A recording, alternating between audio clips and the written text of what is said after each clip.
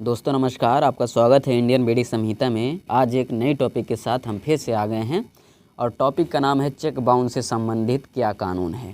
कई लोगों का डाउट्स है दोस्तों, इसीलिए हम इस वीडियो पर चर्चाएं करेंगे और कानून की भाषा में सरल शब्दों में आज आपको बताने का प्रयास करेंगे। तो आइए जानते हैं। बैंकिंग लेन देन की आज की दुनिया में पेमेंट के लिए चेक एक ऐसा माध्यम है जिस पर ज़्यादातर लोग और संस्थाएं विश्वास करती हैं। चेक के बढ़ते उपयोग के साथ ही चेक बाउंस की घटनाएं भी आम हो गई हैं। जानकारी के अभाव में बहुत से लोग चेक बाउंस के मामले में उचित कानूनी कार्रवाई नहीं कर पाते हैं या कई लोग को अनुचित कानूनी कार्रवाई का सामना करना पड़ता है। चेक अनादरण के लिए मामलों में विनियमित करने के लिए सन 1881 में एक कानून आया था जिसे नेगोशिएबल इंस्ट्रूमेंट एक्ट पराक्रम में लिखित अधिनियम के नाम से जाना जाता है। आइए जानें इस अधिनियम से जुड़ी महत्वपूर्ण प्रावधानों को।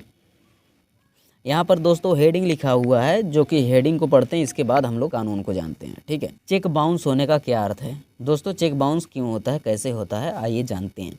चेक बाउंस का केस नेगोशिएबल इंस्ट्रूमेंट एक्ट 1981 की धारा 138 के अंतर्गत दाखिल किया जाता है।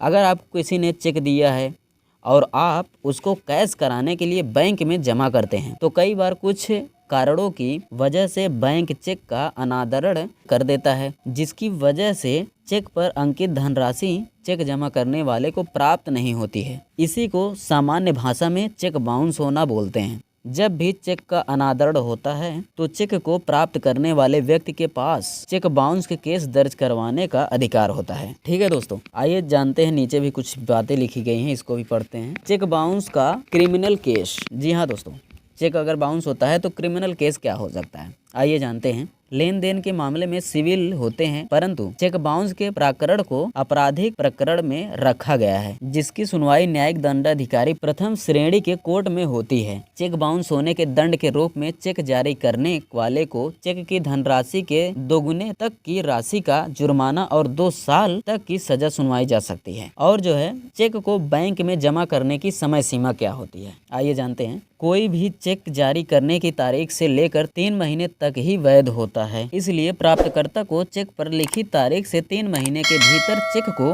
बैंक में जमा करा देना चाहिए। दोस्तों, चेक बाउंस होने के कारण कुछ इस प्रकार हैं। क्या वजह आ जाती है जो चेक बाउंस होता है, आइए जानते हैं। चेक जारी करने वाले के खाते में उतना पैसा नहीं हो जितना कि चेक पर अंकित है। चेक जारी करने वाले ने चेक को खाते में लगाने से रोक दिया हो। और तीसरा, चेक जारी करने वाले ने हस्ताक्षर सही नहीं किए हों। चेक जारी करने वाले ने बैंक से अपना खाता बंद कर दिया हो या किसी और कारण से भी चेक का अनादरण हो गया हो।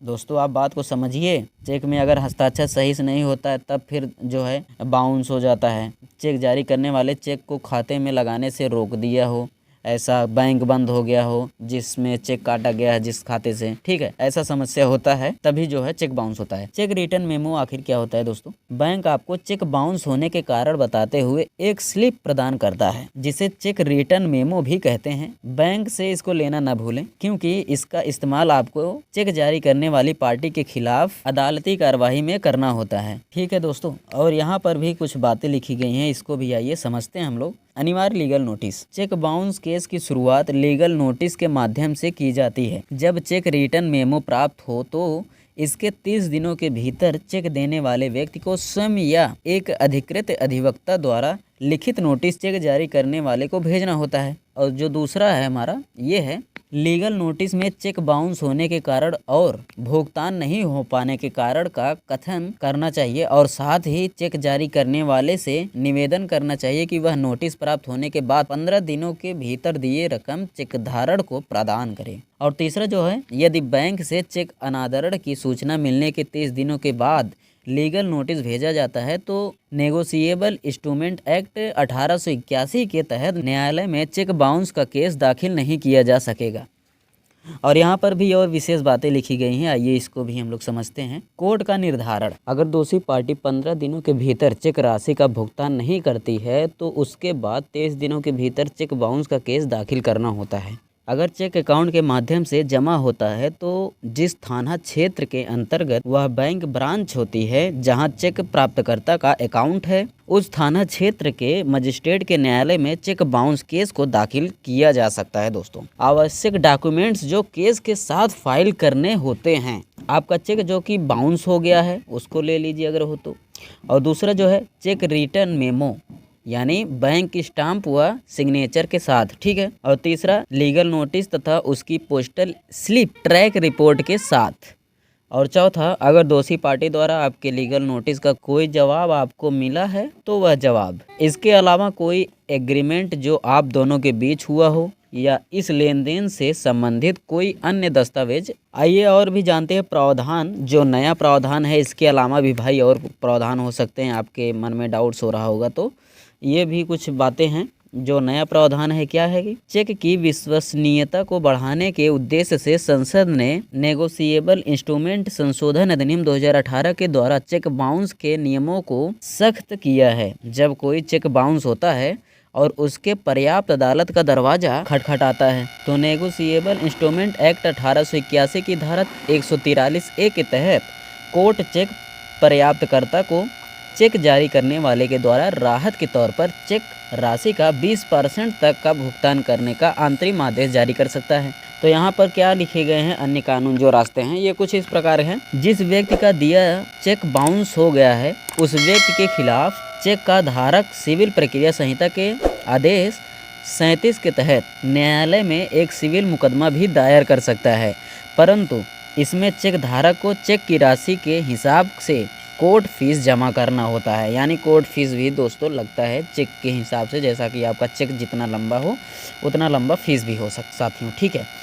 और दूसरे नंबर पर जिस व्यक्ति का दिया चेक बाउंस हो गया है उस व्यक्ति के खिलाफ चेक धारक भारतीय दंड संहिता की धारा यानी आईपीसी की सेक्शन 420 के तहत आपराधिक न्यायालय में एक अपराधी मुकदमा भी दायर कर सकता है। ध्यान देने की बात यह है कि तीनों ही केस एक साथ ही चल सकते हैं। और दोस्तों यहाँ पर भी कुछ और भी बातें हैं, आइए समझते हैं। हम लोग क्रम से समझते चलते हैं और बातों को समझते हैं, ठीक है। क्या बैंक चेक के लिए चेक बाउंस का केस बनता है, आइए समझते हैं। सर्वोच्च न्यायालय ने अपने अनेक फैसले में यह स्पष्ट किया है कि अगर किसी व्यक्ति ने किसी देनदारी के तहत चेक पर बस साइन करके किसी को दिया है तो सामने वाला व्यक्ति देनदार के हिसाब से उस चेक को भर सकता है और चेक जारी करने वाले के विरुद्ध चेक अनादरण की स्थिति में चेक बाउंस का केस कर सकता है। 10 फरवरी 2021 को सर्वोच्च न्यायालय ने एक मामले में इस बात को स्पष्ट किया है, क्या सिग्नेचर मिसमैच के लिए चेक बाउंस का केस बनता है। आइए इसको भी हम लोग समझ लेते हैं। धारा 138 नेगोशिएबल इंस्ट्रूमेंट एक्ट में खाते में रकम की अपर्याप्तता इत्यादि शब्दावली का उपयोग किया गया है, जिसकी व्याख्या समय समय पर सर्वोच्च न्यायालय द्वारा की गई है, जिसके अनुसार चेक बाउंस होने का भी जो भी कारण रहा हो, यदि नोटिस मिलने के 15 दिन के भीतर रकम का भुगतान नहीं किया गया है तो प्रक्राम में लिखित अधिनियम की धारा 138 के तहत मामला बनता है, ठीक है दोस्तों। और भी हैं बातें, आइए समझते हैं हम लोग। यदि किसी ने गारंटी की हैसियत में अपना चेक दिया है तो भी क्या चेक बाउंस का मामला बनता है, आइए जानते हैं। जी हाँ, अगर किसी और की देनदारी की जिम्मेदारी किसी व्यक्ति ने ले ली है और जिम्मेदारी के तहत उसने अपना चेक सामने वाली पार्टी को दे दिया है तो चेक बाउंस की स्थिति में ऐसा व्यक्ति के खिलाफ भी मामला चलेगा। सर्वोच्च न्यायालय ने ICDS लिमिटेड बनाम बीना सबीर 2002 के मामले में यह निर्णय दिया था, क्या चेक बाउंस के मामले में चेक जारी करने वाले को शिकायतकर्ता का क्रॉस एग्जामिनेशन करने का अधिकार मिलता है। आइए जानते हैं। नेगोशिएबल इंस्ट्रूमेंट्स एक्ट की धारा 145(2) के तहत कोर्ट में एप्लीकेशन फाइल करके चेक जारी करने वाला व्यक्ति शिकायतकर्ता का क्रॉस एग्जामिनेशन करने की अनुमति ले सकता है। कई बार कोर्ट मात्र मौलिक बहस के आधार पर भी ऐसी इजाज़त दे देते हैं। क्या एक व्यक्ति दूसरे व्यक्ति के खिलाफ अलग अलग कोर्ट में चेक बाउंस के केस कर सकता है। नेगोशिएबल इंस्ट्रूमेंट्स एक्ट की धारा 142A के अनुसार अगर शिकायतकर्ता ने किसी व्यक्ति के खिलाफ किसी कोर्ट में कोई चेक बाउंस का केस दाखिल किया है और शिकायतकर्ता उस व्यक्ति के खिलाफ कुछ और चेक बाउंस के केस भी दाखिल करना चाहता है तो उसे आगे के सारे केस पहली अदालत के समक्ष ही दाखिल करने होंगे। आइए इसको भी समझ लेते हैं। क्या 30 दिन के भीतर लीगल नोटिस भेजने में देरी को कोर्ट के द्वारा माफ़ किया जा सकता है? आइए जानते हैं। बैंक से चेक रिटर्न मेमो मिलने के 30 दिन के भीतर अगर धारक चेक जारी करने वाले को लीगल नोटिस नहीं भेजता है तो ऐसी स्थिति में या तो धारक को दोबारा चेक बैंक में प्रस्तुत करना होगा। अगर चेक बाउंस हो जाता है तो फिर से नोटिस भेजना होगा। यदि चेक में पड़ी तारीख से 3 माह का समय बीत चुका हो तो फिर धारक चेक बाउंस केस दाखिल करने का अधिकार खो देता है। हालांकि सिविल केस फाइल करने का विकल्प उसके पास मौजूद रहता है। तो ये रहा दोस्तों कुछ हमारा आज का टॉपिक।